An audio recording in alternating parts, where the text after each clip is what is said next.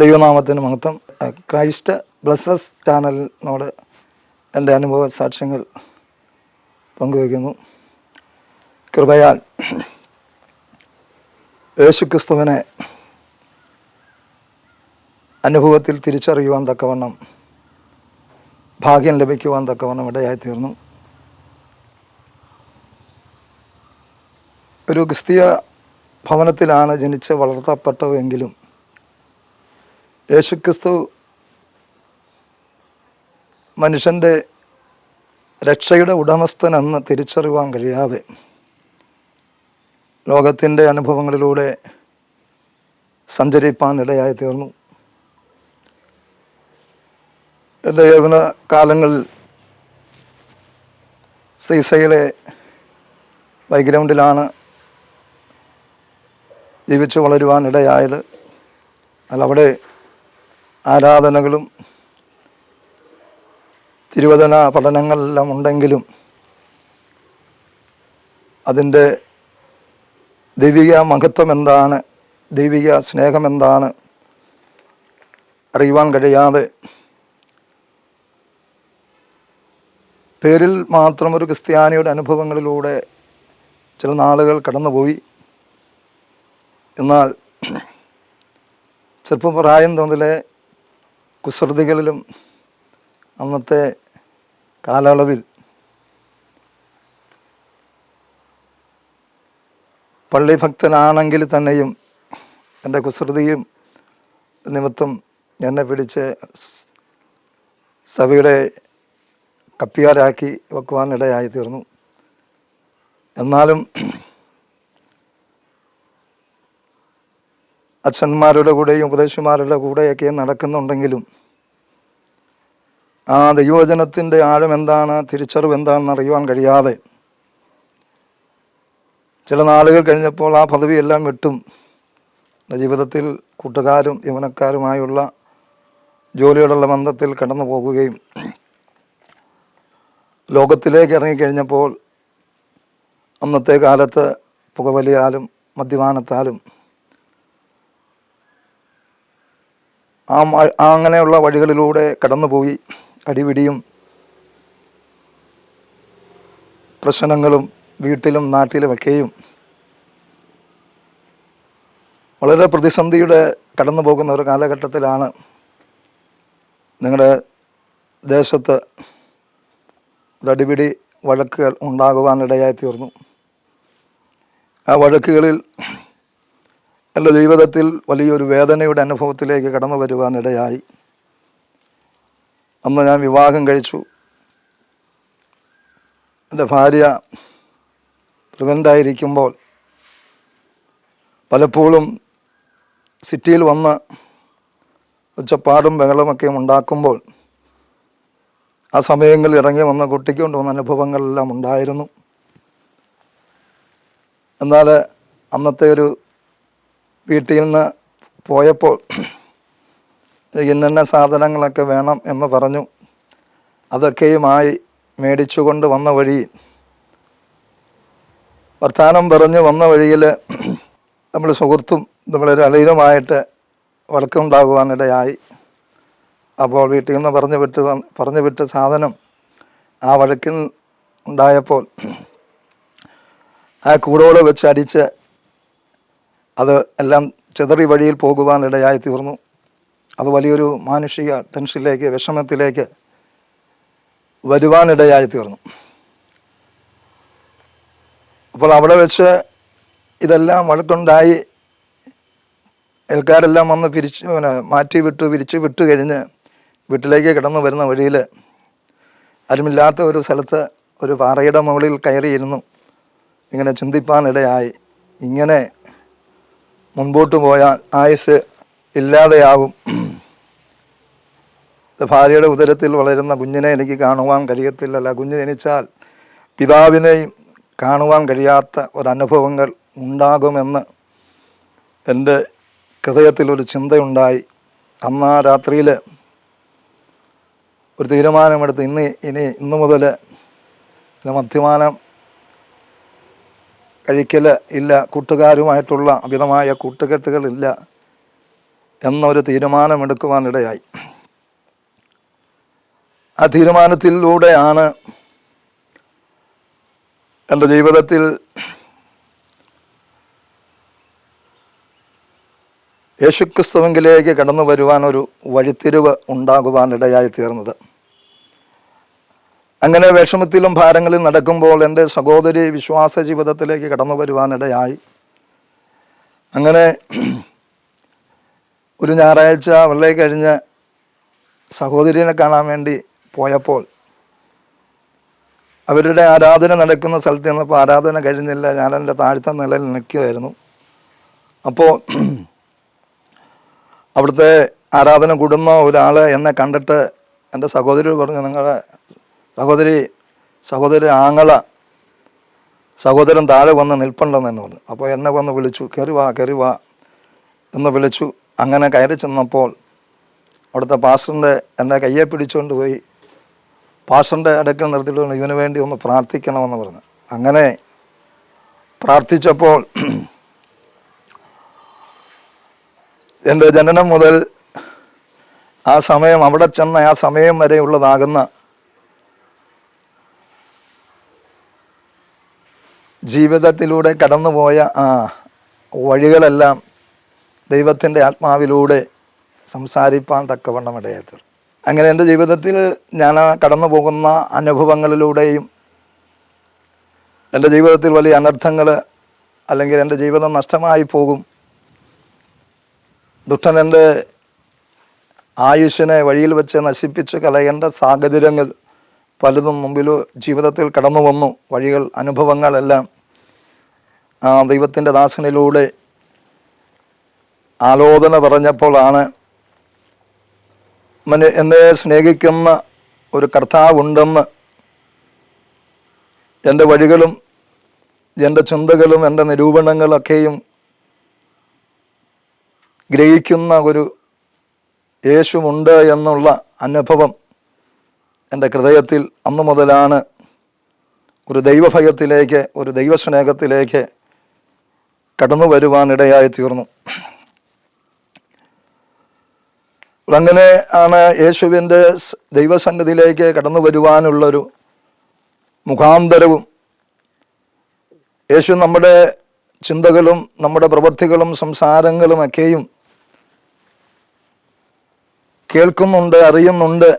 കർത്താവിൻ്റെ കണ്ണിനൊന്നും മറവായിരിക്കുന്നില്ല എന്നുള്ളതാകുന്ന ചിന്ത എന്നെ ഭരിക്കുവാനും നമ്മുടെ ഇരിപ്പും എഴുന്നേൽപ്പും നമ്മുടെ ദീർഘശ്വാസവും എല്ലാം ഗ്രഹിക്കുന്ന ഒരു ദൈവമുണ്ട് എന്നുള്ളത് ബോധ്യമാകുവാനിടയായി തീർന്നു. എന്നുവെച്ചാൽ ഞാൻ കടന്നുപോയ വഴികളെല്ലാം, എൻ്റെ ജീവിതത്തിൽ കടന്നു വന്ന അനുഭവങ്ങളും എൻ്റെ ജീവിതത്തിലെ പരാജയങ്ങളും ഞാൻ പോയതാകുന്ന വഴികളെല്ലാം പരിശുദ്ധാത്മാവ് വെളിപ്പെടുത്തിയപ്പോൾ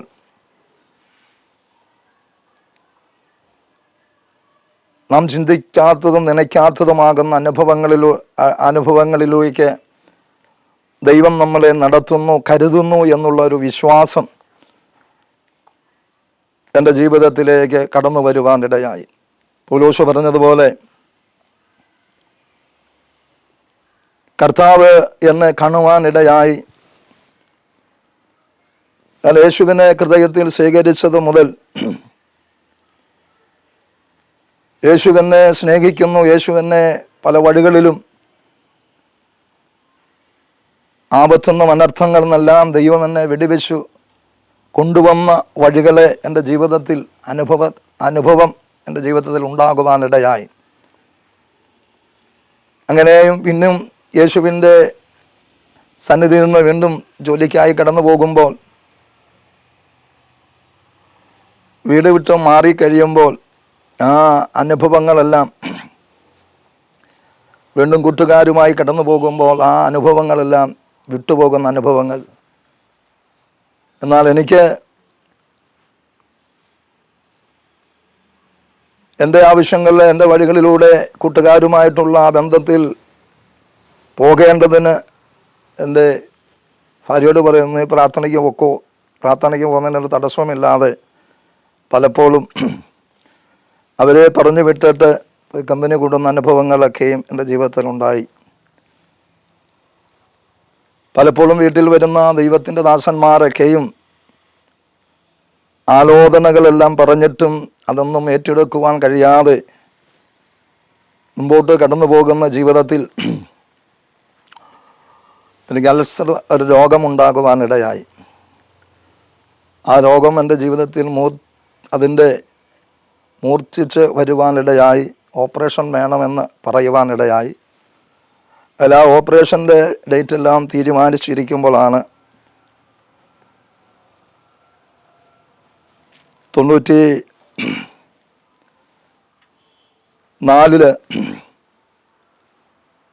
പെരുമറ്റത്തൊരു കൺവെൻഷൻ നടക്കുവാനിടയായി. അവിടെ ഈശ്വര പ്രവർത്തനമായിരിക്കുന്ന PG വർഗീസ് സാറിൻ്റെ ഒരു കൺവെൻഷനായിരുന്നു.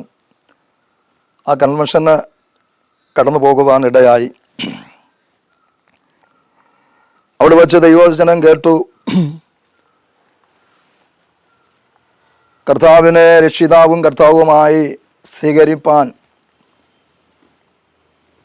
ആരെങ്കിലും ദൈവവചനം കേട്ട് ജീവിതത്തിൽ ദൈവവിളി അല്ലെങ്കിൽ ദൈവസ്നേഹം എന്തെന്ന് തിരിച്ചറിഞ്ഞവർക്ക് യേശുവിനെ രക്ഷിതാവും കർത്താവുമായി സ്വീകരിപ്പാൻ കൈ ഉയർത്തുവാണെങ്കിൽ അവർക്ക് വേണ്ടി പ്രാർത്ഥിക്കാമെന്ന് പറയുവാനിടയായി. അങ്ങനെ ഞാൻ എൻ്റെ കരം ഉയർത്തുവാനിടയായി. അങ്ങനെ പ്രാർത്ഥിക്കുവാനായി കൂട്ടത്തിലേക്ക് വേർതിരിച്ച് നിർത്തിയപ്പോൾ ഇങ്ങനെ ഓരോ രോഗികൾക്ക് വേണ്ടി പ്രാർത്ഥിക്കുന്ന കൂട്ടത്തിൽ ലാസ്റ്റ് പറഞ്ഞു, അൾസർ രോഗികൾക്ക് വേണ്ടി പ്രാർത്ഥിക്കാൻ പോവുകയാണ്. അപ്പോൾ അവരുടെ കരം ആ വയറിന്മേൽ വെക്കുവാൻ പറഞ്ഞു. അങ്ങനെ അൾസർ രോഗിക്ക് വേണ്ടി പ്രാർത്ഥിക്കുമ്പോഴാണ് എൻ്റെ ജീവിതത്തിലും ഒരു അനുഭവം ഉണ്ടാകുവാനിടയായി. എൻ്റെ വയറ്റിൽ ശക്തമാകുന്ന ഒരു തീയുടെ അനുഭവം എൻ്റെ ജീവിതത്തിലുണ്ടായി. അന്ന് അവിടെ വെച്ച് യേശുവിനെ രക്ഷിതാവും കർത്താവുമായി സ്വീകരിപ്പാനിടയായി. അതിൻ്റെ തലേദിവസങ്ങൾ കടന്നു ചെന്ന ആശുപത്രിയിൽ ഓപ്പറേഷൻ തീരുമാനിച്ചിരുന്നു. കടന്നു ചെന്ന പരിശോധന എല്ലാം കഴിഞ്ഞപ്പോൾ അങ്ങനെ ഒരു രോഗം നിങ്ങളുടെ ജീവിതത്തിലില്ല എന്ന് എന്നോട് പറയുവാനിടയായി. അപ്പോൾ അങ്ങനെ ആശുപത്രിയിൽ നിന്ന് വന്നു കഴിഞ്ഞ് വീണ്ടും പഴയ അനുഭവങ്ങളിലൂടെ ദൈവം അത്രയെല്ലാം ജീവിതത്തിൽ അത്ഭുതങ്ങൾ ചെയ്തിട്ടും ചില ദിവസങ്ങൾ കഴിയുമ്പോൾ പിന്നെയും പഴയ അനുഭവങ്ങളിലേക്ക് നാം നിൽക്കുന്നതാകുന്ന സ്ഥാനത്ത് തന്നെ നിന്നാലും ദൈവം നമ്മളെ കരുതുന്നുണ്ട്, സ്നേഹിക്കുന്നുണ്ട് എന്ന് പറഞ്ഞുകൊണ്ട് ഉപാധികളെല്ലാം പറഞ്ഞ് വീണ്ടും പഴയ അനുഭവങ്ങളിലൂടെ കടന്നു പോയപ്പോൾ കുഞ്ഞുങ്ങളുടെ ജീവിതത്തിൽ എൻ്റെ മോൻ്റെ 1.5 വയസ്സുള്ളപ്പോൾ വളരെ രോഗത്തിൻ്റെ അനുഭവങ്ങളിലൂടെ കടന്നു പോകുന്നു. കർത്താവിൻ്റെ സന്നിധിയിൽ കുഞ്ഞുങ്ങളെയും സമർപ്പിച്ച് എന്നെയും സമർപ്പിക്കുമ്പോൾ രോഗത്തിൽ നിന്ന് വിടുതൽ നൽകുവാനിടയാകും.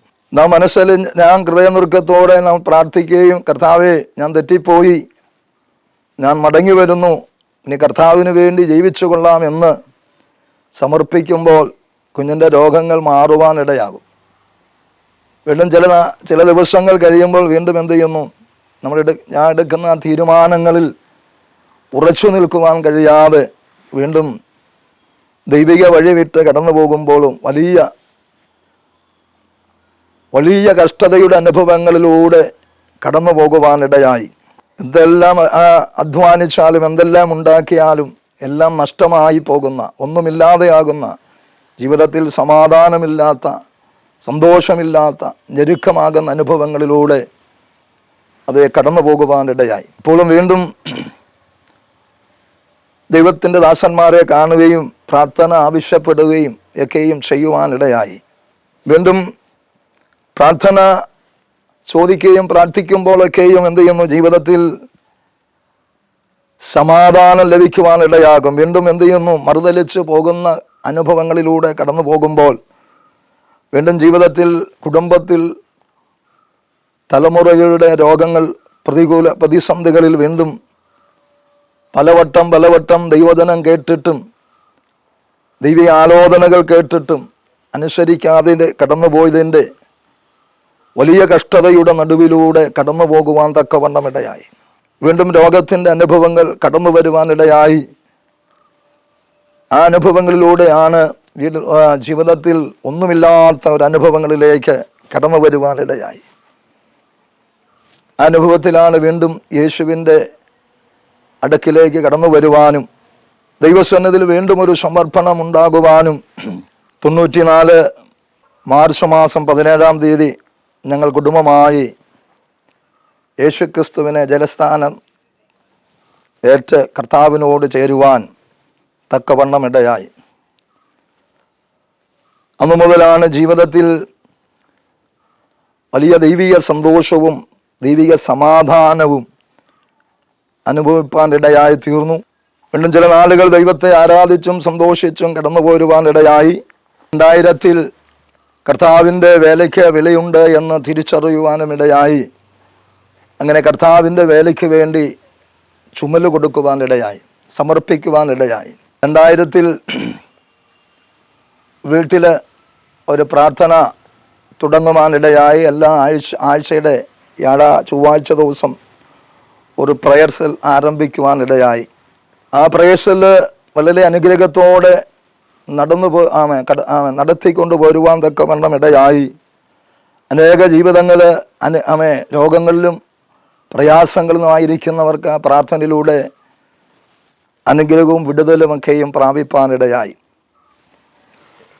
അത് ആ സമയത്തൊക്കെയും എനിക്ക് വീക്കുള്ളത് കൊണ്ട് നന്നായിട്ട് സംസാരിക്കുവാൻ കഴിയാത്ത ഒരു കാലയളവിലുണ്ടായിരുന്നു. എന്നാലും ദൈവവചനത്തിലൂടെ പറയുന്ന മോശയുടെ നാവിനോട് കൂടെ ഇരുന്നതുപോലെ ഞാൻ നിന്നോട് കൂടെ ഇരിക്കും, ഞാൻ അയക്കുന്നിടത്ത് കടന്നു ചെല്ലുമ്പോൾ ഞാൻ നിന്നിലൂടെ മോശയോട് നാവിനോട് കൂടെ ഇരുന്നതുപോലെ നിന്നോട് കൂടെ ഇരിക്കുമെന്ന് കർത്താവ് പറഞ്ഞ വാഗ്ദത്തങ്ങളെ ഏറ്റെടുത്തുകൊണ്ട് കർത്താവ് അയക്കുന്ന ഇടങ്ങളിൽ കടന്നുപോയി എൻ്റെ ജീവിതത്തിൽ ചെയ്തതാകുന്ന പരിവർത്തനങ്ങളും എൻ്റെ ജീവിതത്തിൽ ചെയ്ത മാറ്റങ്ങളും എന്നെ ദൈവം സ്നേഹിച്ചതാകുന്ന അനുഭവങ്ങൾ ഞങ്ങളുടെ കുടുംബമായി ദൈവം ഞങ്ങളുടെ കഷ്ടതയുടെ നടുവിൽ നിന്നും ഉയർത്തിയതാകുന്ന അനുഭവങ്ങളെ അനേകരോട് പങ്കുവെക്കുവാനും ഇടയായി. അങ്ങനെ അനേകരെ ദൈവത്തിൻ്റെ സന്നിധിയിലേക്ക് നടത്തുവാൻ ഇടയായി തീർന്നു. അങ്ങനെ 2001 കർത്താവിൻ്റെ ആലോചന പ്രകാരം ഞങ്ങൾ വീട്ടിലൊരു പ്രയർ ആരംഭിച്ചു. ആ പ്രയറിലൂടെ ദേശത്തുനിന്ന് തന്നെ ഒരു കുടുംബം രക്ഷയിലേക്ക് അനുഭവത്തിലേക്ക് കടന്നു വരുവാനിടയായി. അങ്ങനെ 2001 ആ പ്രയർ സെൽ ഒരു സഭ ആയി മാറുവാനിടയായി. അങ്ങനെ 2001 മുതൽ സഭാ ശുശ്രൂഷയുടെ അനുഭവങ്ങളിലേക്ക് ദൈവം എന്നെ കൊണ്ടുവരുവാനിടയായി. ആ സമയങ്ങളിൽ എല്ലാ മാസങ്ങളിലും ഉപവാസ പ്രാർത്ഥനകളിൽ ഒരു മാസത്തിൽ 7 ദിവസത്തെ ഉപവാസ പ്രാർത്ഥന നടക്കുമ്പോൾ ആ 7-ാമത്തെ ദിവസം അവസാന നിമിഷത്തിൽ ആരാധന നടക്കുന്ന സമയത്ത് പരിശുദ്ധാത്മാവിൻ്റെ വലിയൊരു അഭിഷേകം ആ മുറിക്കുള്ളിൽ വ്യാപരിപ്പാനിടയായി. അന്ന് വചനം ശുശ്രൂഷിച്ചതാകുന്ന കർത്താവിൻ്റെ ദാസൻ അത് എൻ്റെ തലയിൽ കൈവച്ച് പ്രാർത്ഥിപ്പാനിടയായി. അന്ന് ആ ദൈവത്തിൻ്റെ ദാസൻ എൻ്റെ മുഖത്ത് വിരൽ വെച്ചുകൊണ്ട് പ്രാർത്ഥിച്ചപ്പോൾ എൻ്റെ നാവിൻ്റെ ആ ബന്ധനങ്ങൾ അഴിഞ്ഞു മാറി പൂർണ്ണമാകുന്ന ഒരു സംസാരിക്കുവാനുള്ള കൃപ ദൈവം നൽകുവാനിടയായി തീർന്നു. അപ്പോൾ കർത്താവിൻ്റെ സന്നിധിയിൽ ഞാൻ പ്രാർത്ഥിച്ചു കൊണ്ടിരുന്ന വിഷയവും ദൈവം എനിക്ക് സംസാരിക്കുവാനുള്ള നാവ് പൂർണ്ണമായി ഒക്കെ അല്ലാതെ വണ്ണം മനുഷ്യരോട് ജനത്തോട് സുവിശേഷം പറയുവാനും അതേ കർത്താവിൻ്റെ ആരാധിക്കുവാനും ദൈവീയ വചനങ്ങളെ ശുശ്രൂഷിക്കുവാനും അതിനുള്ള പ്രാപ്തി തന്നാൽ കർത്താവിൻ്റെ വേലയ്ക്ക് വേണ്ടി പൂർണ്ണമായി ഇറങ്ങിക്കൊള്ളാമെന്ന് പ്രതിജ്ഞ എടുക്കുവാനിടയായി. 2000 ആ 7 ദിവസത്തെ ഉപവാസ പ്രാർത്ഥനയിൽ ദൈവം എൻ്റെ ജീവിതത്തിൽ ഒരു മിറുക്കൽ നടക്കുവാനും ഇടയായി. അന്യഭാഷ അടയാളത്തോടെ ദൈവത്തെ ആരാധിക്കുവാനും മനുഷ്യരോട് സുവിശേഷങ്ങൾ പറയുവാനും വചനങ്ങൾ പറയുവാനും വായിപ്പാനും ഒക്കെയും ദൈവം എൻ്റെ അധരത്തെ തുറന്നു നൽകുവാൻ ഇടയായി തീർന്നു. അന്നു മുതൽ കർത്താവിൻ്റെ നാമത്തിന് വേണ്ടി ചുമല് കൊടുത്തു. കർത്താവ് അയക്കുന്ന ഇടങ്ങളിലെല്ലാം പോയി ദൈവത്തിൻ്റെ വേല ചെയ്യുവാനിടയായി. കടന്നു പോകുന്ന ഇടത്തേക്കെയും ദൈവം മാനിപ്പാനിടയായി തീർന്നു. കടന്നു ചെല്ലുന്നിടത്ത് ദൈവവചനം ശുശ്രൂഷിക്കുമ്പോൾ അല്ലെങ്കിൽ വചനങ്ങൾ പറയുമ്പോൾ നമ്മുടെ ജീവിതത്തിൽ ചെയ്ത ദൈവത്തിൻ്റെ പ്രവൃത്തികളെ പറയുമ്പോൾ ജീവിതങ്ങൾ കർത്താവിന് വേണ്ടി സമർപ്പിക്കപ്പെടുവാനും അങ്ങനെ പല ഇടങ്ങളിലും പല സ്ഥലങ്ങളിലും സഭ രൂപീകരിക്കുവാനും എൻ്റെ കർത്തൃവേലയുടെ ആരംഭത്തിൽ ഇന്ന് വരെയുമുള്ള അനുഭവങ്ങളിലൂടെ 3-4 ദൈവസഭകൾ ആരംഭിക്കുവാൻ, ഇത് രണ്ടിടത്ത് സ്ഥലം മേടിച്ച് ആലയങ്ങൾ പണിയുവാനും ആത്മാക്കളെ നേടുവാനും സ്നാനപ്പെടുത്തുവാനും ഒക്കെയും എൻ്റെ ജീവിതത്തിൽ ദൈവം ഭാഗ്യം നൽകുവാനിടയായി തീർന്നു. അപ്പോൾ ഈ ദൈവം ജീവിക്കുന്നു എന്ന് എൻ്റെ ജീവിതത്തിൽ തന്നെ തിരിച്ചറിയുവാനിടയായി. ഞാൻ കടന്നു പോകുന്ന വഴിത്താരകളിലെല്ലാം ഞാൻ ജീവിച്ചിരിക്കുമോ എന്ന് വരെ ഞാൻ ഭയപ്പെട്ടു പോയ ഒരു കാലയളവുണ്ടായിരുന്നു. ഇങ്ങനെ പോയാൽ എൻ്റെ ആയുസ് എത്തുകയില്ല, അല്ലെങ്കിൽ എൻ്റെ ഭാര്യയുടെ ഉദരത്തിൽ വളരുന്ന കുഞ്ഞിനെ എനിക്ക് കാണുവാൻ കഴിയത്തില്ല എന്ന സ്വയം തീരുമാനമെടുത്തപ്പോൾ വീട്ടിലും നാട്ടുകാർക്കൊക്കെയും ഇടയിലെല്ലാം നിന്ദയും പരിഹാസങ്ങളും ആക്ഷേപങ്ങളുമായിരുന്ന സ്ഥാനത്ത് ദൈവം എന്നെ കണ്ടതുകൊണ്ട് ദൈവത്തിൻ്റെ വേലയ്ക്കായി ദൈവം എന്നെ വേർതിരിച്ചു കഴിഞ്ഞപ്പോൾ എൻ്റെ സ്വന്തം ദേശത്ത് തന്നെ എനിക്കുണ്ടായിരുന്ന 5 സെൻറ്റിൽ നിന്ന് 3 സെൻറ്റ് സ്ഥലം ഞാൻ കർത്താവിൻ്റെ വേലയ്ക്ക് വേണ്ടി എഴുതി കൊടുത്തു. അവിടെ മനോഹരമാകുന്ന ഒരു ആലയം ഞങ്ങൾ പണിയുവാനിടയായി. ആലയത്തിൽ ആ ദേശത്തു തന്നെ ദൈവം 5-6 കുടുംബങ്ങളെ നൽകുവാനിടയായി. അവരെയൊക്കെയും സ്നാനപ്പെടുത്തി അനുഗ്രഹമാകുന്ന ശുശ്രൂഷകൾ ചെയ്തെടുക്കുവാൻ തക്കവണ്ണം ദൈവം എന്നെ പ്രാപ്തനാക്കുവാനിടയായി തീർന്നു. കർത്താവ് പറഞ്ഞു, ഞാൻ നിന്നെ കൈവിടുകയില്ല, ഞാൻ നിന്നെ ഉപേക്ഷിക്കുകയില്ല, ഞാൻ നിന്റെ വലങ്കരത്തിൽ പിടിച്ചിരിക്കുന്നു എന്നുള്ള ആ വിശ്വസ്തത, ആ വിശ്വാസം എന്നെ ഓരോ ദിവസങ്ങളിലും എന്നെ നടത്തുവാനിടയായി. ഇന്ന് 2010-ലും 2015-13 കാലഘട്ടങ്ങളെല്ലാം അന്നൊക്കെ വളരെ കഷ്ടതയുടെ അനുഭവങ്ങളിലൂടെ ആയിരുന്നു. എന്നാലും അവിടെയെല്ലാം ദൈവസഭകൾ പ്രവർത്തനത്തിലൂടെ സഭകൾ സ്ഥാപിപ്പാനും ആത്മാക്കളെ നേടുവാനും സഭകൾക്ക് ഒക്കെയും വിട്ടുകൊടുക്കുവാനും ഇടയായി തീർന്നു. അങ്ങനെ നമ്മുടെ ജീവിതത്തിൽ അന്ന് വിദ്യാഭ്യാസങ്ങൾ കുറവുണ്ട്, ലോകപരിചയങ്ങളിൽ വെച്ച് കുറവുണ്ട്.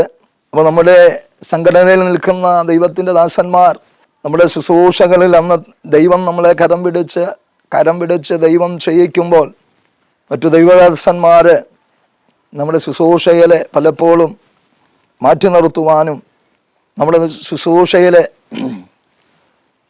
കൈത്താങ്ങലേകാതെ നമ്മളെ ഒറ്റപ്പെടുത്തുന്ന അനുഭവങ്ങളൊക്കെയും കടന്നു. അങ്ങനെ ജീവിതത്തിൽ പല നിരാശകളും ഭാരങ്ങളും കടന്നു വരുവാൻ ഇടയായിട്ടുണ്ട്. എങ്കിലും അവിടുന്നെല്ലാം ദൈവം നമ്മെ വിളിച്ചിറക്കിയത് കൊണ്ട്, ദൈവമാണ് നമ്മളെ ഈ സ്ഥാനത്ത് ഏൽപ്പിച്ചു എന്നുള്ള വിശ്വാസം നമ്മുടെ മേലുള്ളത് കൊണ്ട് അവിടെയെല്ലാം ദൈവം നമ്മെ നിലനിർത്തുവാനും ദൈവം നമ്മെ മാനിക്കുവാനും ഇടയായി തീർന്നു. അങ്ങനെ കടന്നു പോയിടത്തൊക്കെയും ആത്മാക്കളെ നേടുവാനും ദൈവസഭ സ്ഥാപിപ്പാനും ഇടയായി തീർന്നു. അങ്ങനെ 15 വർഷക്കാലം ഒരു പ്രസ്ഥാനത്തോട് കൂടെ നിൽക്കുവാനിടയായി. പ്രസ്ഥാനത്തിന് 3-4 സഭകൾ സ്ഥാപിപ്പാനും സഭകൾ പണിയുവാനും ആത്മാക്കളെ നേടുവാനൊക്കെയും ദൈവം ഭാഗ്യം നൽകുവാനിടയായി. എന്നാൽ ഓരോ ദൈവത്തിൻ്റെ ദാസന്മാർ ആ സംഘടനയിൽ കടന്നു വരുമ്പോൾ, ഞങ്ങളിലേക്ക് കടന്നു വരുമ്പോൾ അവരുടെ ജീവിതത്തിൽ അവർക്കൊന്നും കഴിയാതെ പോകുന്നത്, അവരുടെ ജീവിതത്തിൽ പരാജയമെന്ന് കണ്ട് പല കാരണങ്ങളാൽ സഭയെന്നൊക്കെയും മാറേണ്ടതാകുന്ന അനുഭവങ്ങൾ കടന്നു വന്നു. ഇപ്പോൾ സ്വന്തമായി ടീം പ്രവർത്തനങ്ങളും പരസ്യവേലകളും അസയൽ ഗോസ്പൽ ചർച്ച് അതിൻ്റെ ആധിമുഖ്യത്തിൽ കാരുണ്യ പ്രവർത്തനങ്ങളും സുവിശേഷ പരസ്യവേലകൾ, കൺവെൻഷനുകൾ ഇങ്ങനെയെല്ലാം നടത്തി ഇപ്പോൾ നടന്നുകൊണ്ടിരിക്കുന്നു. അതിലൊരു ചർച്ച് കഴിഞ്ഞ നാൾ വരെയും ഉണ്ടായിരുന്നു. ആ ചർച്ചിൻ്റെ പ്രവർത്തനങ്ങൾ മുമ്പോട്ട് കൊണ്ടുപോകാൻ ഞങ്ങൾ ആഗ്രഹിച്ചു കൊണ്ടിരിക്കുന്നു. ഞങ്ങളുടെ കുടുംബത്തിലുള്ള തലമുറകളാണ് അതൊക്കെ നയിക്കുവാനിടയാകുന്നത്. അതിൻ്റെ കാര്യങ്ങൾക്കൊക്കെ ഞാൻ തന്നെ നേതൃത്വം കൊടുത്ത് ഇപ്പോൾ അനുഗ്രഹത്തോടെ കടന്നു പോകുന്നു. ദൈവം വിളിച്ച സ്ഥാനത്ത് കൈവിടാതെ നിങ്ങളുടെ ജീവിതത്തിൽ എല്ലാം ഒന്നുമില്ലാത്ത അവസ്ഥയിൽ നിന്ന് ദൈവം ഞങ്ങൾക്കെല്ലാം തന്ന് ദൈവം ഞങ്ങളെ ഉയർത്തുവാനിടയായി. ഞങ്ങളുടെ തലമുറയുടെ അവസ്ഥകളെല്ലാം ദൈവം നീക്കുവാനിടയായി. കർത്താവിനെ അറിഞ്ഞും കർത്താവിനെ ആരാധിച്ചുകൊണ്ട് കുഞ്ഞുങ്ങൾക്ക് വിദ്യാഭ്യാസങ്ങൾ കൊടുത്തു. അവർക്ക് നല്ല ഭാവികൾ ദൈവം കൊടുക്കുവാനിടയായി. അങ്ങനെ ഞങ്ങളുടെ കുടുംബം ഇപ്പോൾ വളരെ സന്തോഷത്തോടെ സമാധാനത്തോടെ കർത്താവിനെ ആരാധിച്ചും സേവിച്ചുകൊണ്ട് കടന്നു പോകുന്നു. ദൈവം നമ്മളേവരെയും അനുഗ്രഹിക്കും.